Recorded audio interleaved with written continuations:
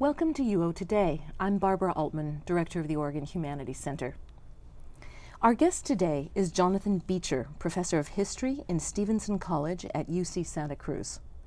Beecher's research interests lie in French history, European intellectual history, Russian intellectual history, and utopian socialism. Beecher studies the history of utopian thinking in Europe since Thomas More, the history of French Christian socialism, and more generally, French intellectual history in the years running from the French Revolution to 1848. Beecher has published numerous articles. His book titles include Viktor Considerant and the Rise and Fall of French Romantic Socialism from 2001, and Charles Fourier, The Visionary and His World from 1987. He is currently working on a book entitled Visions of Revolution, European Intellectuals and the French Revolution of 1848.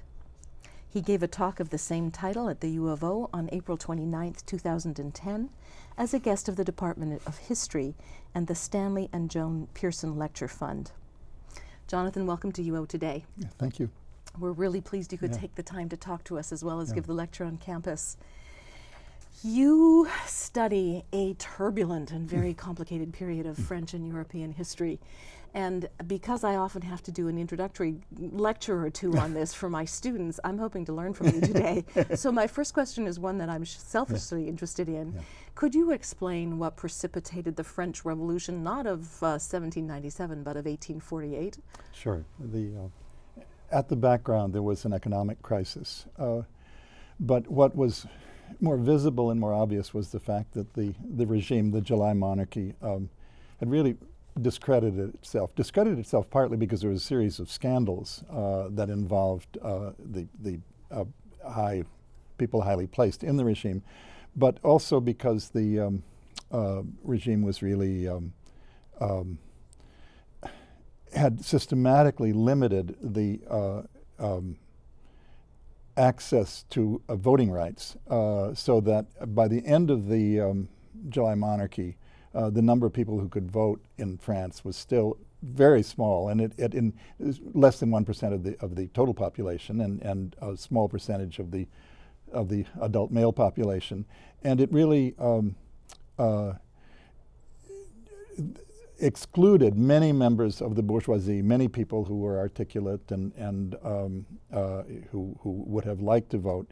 And so what happened in the end was that a negative coalition formed, a negative coalition which included not only radicals but also very moderate people. And in the end, it was the reluctance of the king, Louis Philippe, to use force against demonstrators that precipitated, that created problems. And then the one time that force was used, that 20 or 30 people were killed in the course of a demonstration. That really sort of dug the grave of the regime, because these were unarmed people who were peacefully protesting. So it happened fast. And it was largely a result of the inability of the regime to respond to a series of protests. It's certainly a turning point in the history of France's political evolution. Yeah. It's a very important, pivotal moment in Europe in general. Do you have a good answer for why it's the earlier French Revolution that captures the popular imagination rather than this one? I'm going to be talking about that in the lecture that I give this afternoon. But one of the arguments that people made was really the critics of the revolutionaries made was that essentially they really didn't want to change very much. They wanted to widen the suffrage, but it didn't. They granted the right to work at the beginning of they said that all adult males should have the right to a job. The government should provide work if they didn't have any. Unemployment should at least should be limited in a drastic way, and they weren't really able to deliver on those kind of promises. And many people believe that they weren't interested in doing so, that many of those who rallied to the regime essentially were either monarchists or were people who were not sympathetic in a way to the idea of Republican government.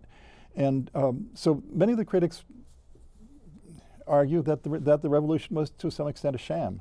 And it certainly wasn't a social revolution of the kind that the French Revolution attempted to be, the first French Revolution attempted to be.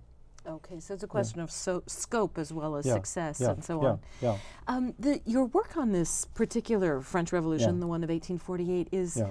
really captures my interest because of the people you were looking at as a way to examine Yeah, what was right, going right. on. You have a wonderful list of 7 intellectuals on yeah. whom you focus Yeah, in your current yeah, project.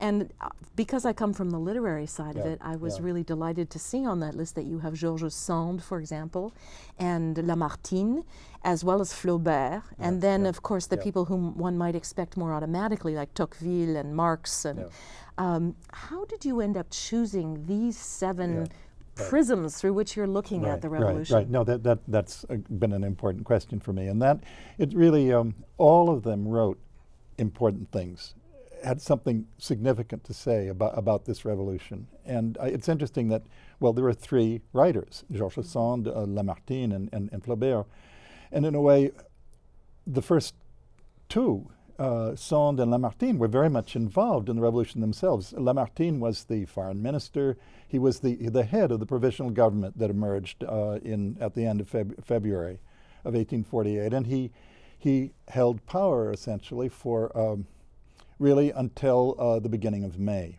Until the beginning of May, really a period that followed elections that were held. And one of the things that's important about Lamartine, I think, is that he had for decades been preparing himself for the role, really, of the leader and the guide of a moderate Republican revolution. He was valuable to many of the, particularly more people on the right who rallied to the revolution regretfully. He was important to them because he was able to keep under control the more radical elements. One of the first things that Lamartine did in the very beginning of the revolution was to make sure that the attempt of radicals, French socialists and communists, to adopt a red flag, that attempt was not successful. So it was the tricolor flag that Lamartine had said, le tricolore a fait le tour du monde, that he lent himself really to the creation of a moderate revolution. However, after elections were held in April of 1848, it was clear that the National Assembly that was elected was conservative. From that point on, the conservatives who rallied reluctantly to the revolution, they didn't need Lamartine anymore. So he was one of the first examples of a kind of someone who became a sort of media celebrity, and during a very brief period. During the elections, he stood, it was possible to stand for election in different departments of France. He was elected to the National Assembly in 10 different departments. He got 2 million votes. A few months later, when presidential elections were held, his star had totally fallen, and he got barely 10,000 votes in the presidential elections, where the winner, Louis Napoleon Bonaparte, got millions. The other 2, Georges Sand, had played an important role, really, during the last years of the July monarchy, I think, in nurturing a series of sort of working class writers. She had also played an important role in developing a sense of solidarity among people who were opposed to the July monarchy, and encouraging people essentially to think critically about existing authorities, and of course the whole existing sexist culture. She played an important role during the revolution, essentially, as someone in the Interior Ministry who worked for a man named Alexandre Ledru-Rollin, who was the Interior Minister. She played an important role in basically writing propaganda for him. She was very quickly turned off the revolution, and she retired really after the unsuccessful demonstration, really, the 15th of May, she retired. She went back to Nohant, back to Le Berry, to her countryside, and after, very shortly thereafter, she really gave up, lost all hope in the revolution. Flaubert, on the other hand, was someone who it seemed at the time that the revolution totally passed him by. He spent most of the 1848, the period of the Second French Republic, between 1848 and 1851, he spent most of that time actually working on Salammbô, working on a novel set in the East, or North Africa in the 3rd century. Then he after that he went traveling with his friend Maxime Ducamp in the Middle East. He was not interested really in what was going on in Paris and in the revolution until about 15 years later, when he came to write L'Éducation sentimentale, a magnificent novel, the goal of which was really to understand the fate of the generation to which he belonged, a generation which had all sorts of unrealized ambitions, and both personal ambitions and political ones as well. And so what's interesting about Flaubert is that he came to this period much later, really, in the middle of the 1860s, 1864, 65, and did an incredible, spent several years doing research, really, on this period, and then in the end writing a magnificent novel in which the third part of which focuses entirely on 1848 and the Second Republic. One of the key concepts that you need to grapple with is the various kinds of utopian visions that get articulated during the periods of revolution.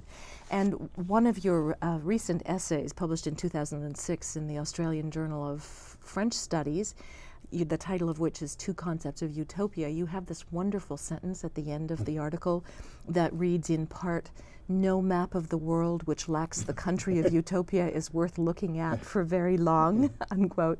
Could you explain the significance of that sentence? Yeah. That's not me. That's Oscar Wilde. I mean, it's and he ends an essay really by saying that. I think the point is simply that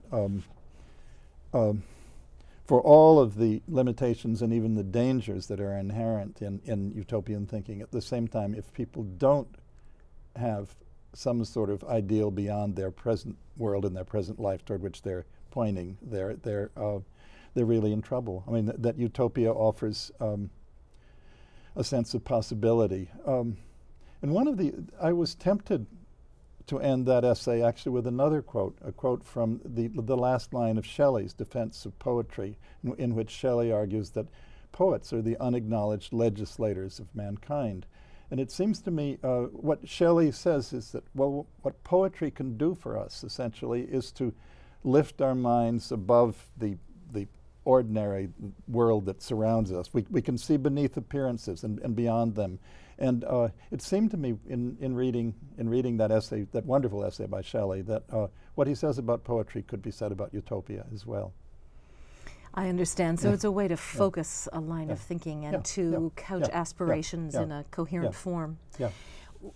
One of your great lines of interest has been the intellectual history and the intellectual biographies of two really key figures in this whole movement, but who could not be more unlike each other if you tried. That is Charles Fourier on the one hand. I believe you were inspired during the 60s to begin that intellectual history, and it took 20 years to really grapple with it. And then the second one was Viktor Considerant, and he is in some ways the person who responds to or takes up the challenges that are set by Fourier. Could you talk a little bit about these two men who are so foundational of that period and how they differ from each other? Fourier was absolutely extraordinary. He was the complete utopian in a way. He's someone who spent much of his life. He worked as a traveling salesman, as a clerk in the silk industry in Lyon in the period, really from the very end of the 18th century down until the Restoration, until the period after the fall of Napoleon in 1815, when he was able to retire and spend all his time writing. He designed a utopia that was the most completely detailed, probably, of any literary utopia you can imagine, and one of the wildest in all sorts of ways. So he was a visionary thinker who was really extraordinarily imaginative, and someone who, it was sort of fascinating for me to spend time with him, with his thought. Victor Considerant was his leading follower, and Considerant, like most of Fourier's followers, was a much more down-to-earth individual, whereas Fourier's radicalism was both social but also sexual. He imagined a world in which everyone would receive a guaranteed minimum, whether or not they of salary, really, whether or not they worked at all, but also they would have access to a guaranteed minimum of sexual satisfaction. So it was a utopia that was meant to liberate the needs and desires of people, and it was based on the assumption that virtually all the human passions really can be satisfied and can be in the right environment. Anyway, this was a wildly optimistic, wildly imaginative vision in which the Christian notion of original sin had no place at all.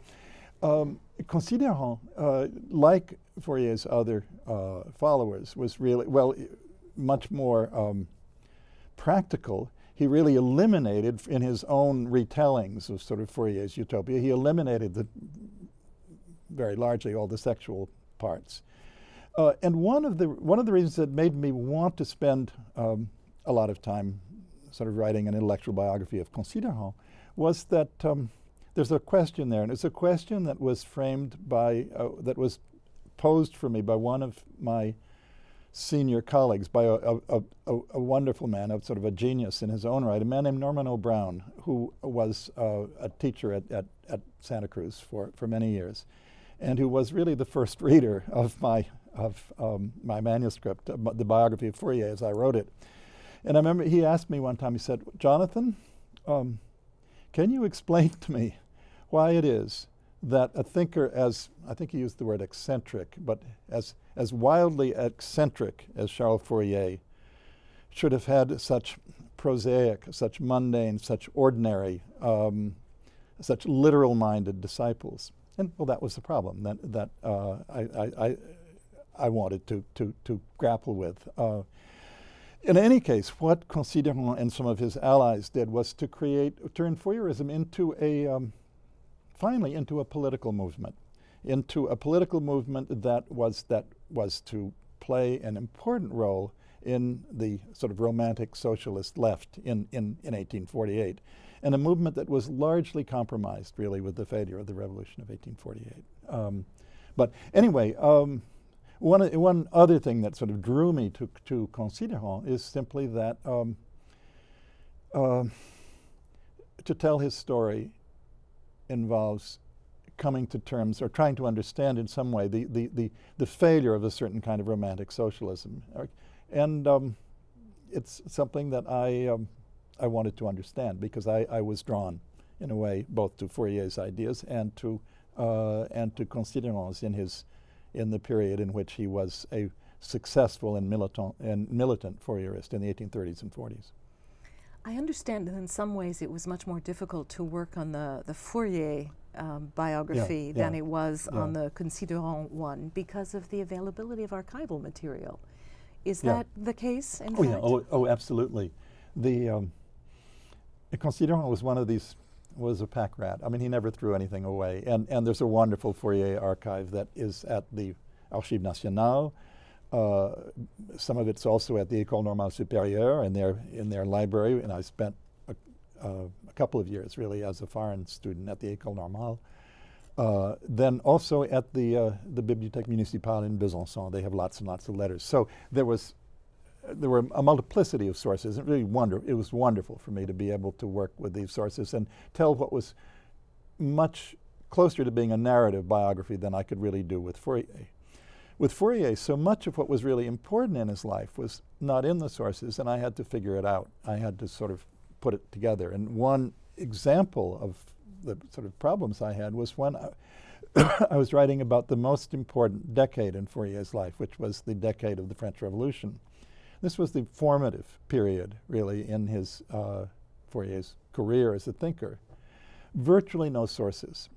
But in the end, what I did was to write 2 chapters. One was a narrative chapter trying to figure out where he was. We know that he spent much of the French Revolution in Lyon. We know that he lost all his inherited fortune then. We know that he was almost arrested. I mean, he came close to not surviving. But then after that, what I attempted to do was to write an account, really, of the genesis of his thought and what he called la découverte, the discovery which he made in 1799, which really put him on the road to the creation of this utopian scheme. He presented it really as a discovery, and the background to it is something that really had to be figured out. I mean, it wasn't something that he ever told anybody. So you had to search long and hard between the cracks to between find the the cracks. story. Yeah. I see. Those figures alone are so compelling that we could spend hours on them, but your work ranges quite broadly into Russian intellectual history, into American intellectual history. On the American connection, I wonder if you could describe briefly for me the connection between this utopian thought and the influence it had in 19th century America. It actually, Fourier's ideas did have considerable influence in America, much more influence there than they did in France. There were more than 24 Fourierist communities that were created mostly in the 1840s. Considerant was involved in the last effort, which took place near what's now Dallas, Texas, in the mid-1850s. But Brook Farm was probably the best known of the Fourierist communities in America. And that history has been wonderfully told by a colleague of mine, Carl Guarneri, who's written a wonderful book on American Fourierism. My own interest in American intellectual history, though, is well, it's certainly not limited to that, and I think, well, for various reasons. The writer who most engages me is Herman Melville, and when our kids were small, I would read. Well, I discovered a breakthrough in reading to them was that I could actually read Benito Cereno to them, and they wouldn't fall asleep. Not an easy. Short novel, not an easy one. But anyway, I love Melville and have written a couple of articles on Melville. And he represents, well, another part of the sort of American intellectual world, which I just find sort of totally engaging. Partly, I suppose, because he could not avoid posing major moral, philosophical, religious questions, really, in most of what he wrote. Magnificent writer. I think you must have exceptional children, first of all. Let me say that. Right. Well. But I also am interested, very interested to see that you find Melville as interesting on the American side, as compelling, as involved intellectually as the great French writers of fiction that we think of, whom you've identified as sources for the revolution. That community near what is now Dallas was not a big success. Is that true? It came to a rather sad end? It did. Well, it was a problem that the utopians faced again and again, that the people who were interested in leaving, in this case, leaving France or Belgium or Switzerland, because they came from those 3 countries, and sort of going to America and starting fresh and creating a new community. Many of them were, there were piano teachers, there were seamstresses, there were painters, relatively few carpenters, few people who could perform the kind of basic, very few people involved in farming, who could perform the basic tasks involved in the creation of a community, really, in not very hospitable territory. I mean, one of the reasons they chose Texas was partly that land was cheap.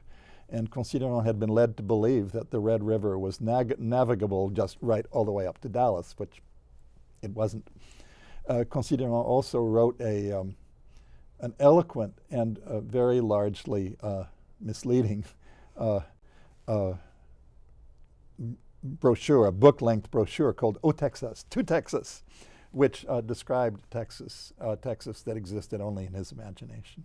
A utopian Texas? Yeah, well, it was a Texas where the rainfall is evenly divided throughout the year, a Texas where there aren't too great extremes of temperature, a Texas where the soil is fertile almost everywhere.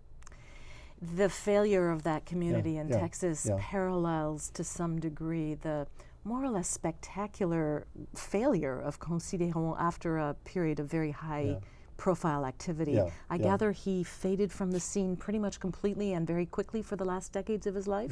Yeah. Well, he refused to accept, he refused to go back to France as long as Louis-Napoleon Bonaparte, Napoleon III, was in power. He refused to accept an amnesty from this man he regarded as a dictator.